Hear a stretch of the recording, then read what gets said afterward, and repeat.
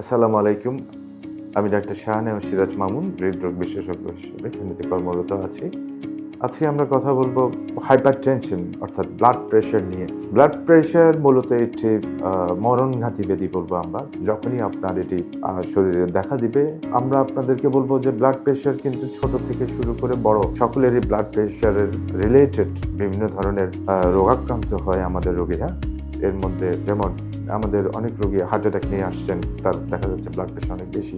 Stroke নিয়ে আসছেন, যে প্যারালাইসিস হয়ে যাচ্ছে, সেই রোগীগুলোকে আমরা দেখি বেশিরভাগ ক্ষেত্রে তাদের প্রেশার অনেক বেশি থাকে। তারা হয়তো নিয়মিত ওষুধ খাননি, দেন হচ্ছে স্ট্রোক রিলেটেড তার চোখ চলে যাচ্ছে, তার কিডনি চলে যাচ্ছে। এই ধরনের নানান কমপ্লিকেশন স্ট্রোক আমাদের হাই প্রেশার বা ব্লাড প্রেশার রিলেটেড হচ্ছে।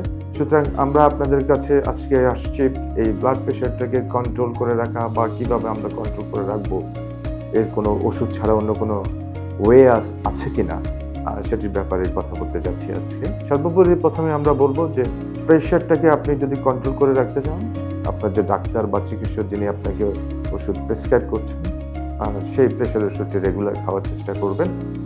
আর আপনি এর থেকে মুক্ত থাকতে হলে কিছু জিনিস আপনাকে অ্যাভয়েড করতে হবে। স্পেশালি আমাদের ফেনী, নোয়াখালী এই অঞ্চলের মানুষ যারা রয়েছেন, তারা সকলে আমরা মোটামুটি কম বেশি জানি যে এই অঞ্চলের লোকজন সাদা ভাত যখন খান তারা প্রচুর লবণ খান। আপনাদের একটি মাত্র শত্রু হচ্ছে এই লবণ। আপনারা চেষ্টা করবেন ভাতের সাথে লবণটি এড়িয়ে দিতে, তাহলে আপনি এই ব্লাড প্রেশার থেকে দূরে থাকবেন। দেন আপনাকে আমরা বলবো যে আপনি সপ্তাহে 5 দিন 30 মিনিট করে হাঁটবেন। হাঁটলে আপনার এই প্রেশার কন্ট্রোল থাকবে। আপনি আপনার অন্তত বছরে 2 বার অন্তত আপনি ফাস্টিং লিপিড প্রোফাইল বা কোলেস্টেরলের লেভেল আপনি চেক করে নেবেন। সেটাকে যদি কন্ট্রোল রাখেন, আপনার ব্লাড প্রেশার কন্ট্রোল থাকবে। সুতরাং আপনার প্রেশার কন্ট্রোল থাকা মানেই আপনার ব্রেইন, আপনার চোখ, আপনার হার্ট, আপনার কিডনি, এই বেসিক যে অর্গানগুলো রয়েছে সেগুলোকে আপনি বাঁচিয়ে ফেললেন। আপনি শুধুমাত্র আপনার প্রেশারটিকে কন্ট্রোল করুন। ধন্যবাদ সবাইকে।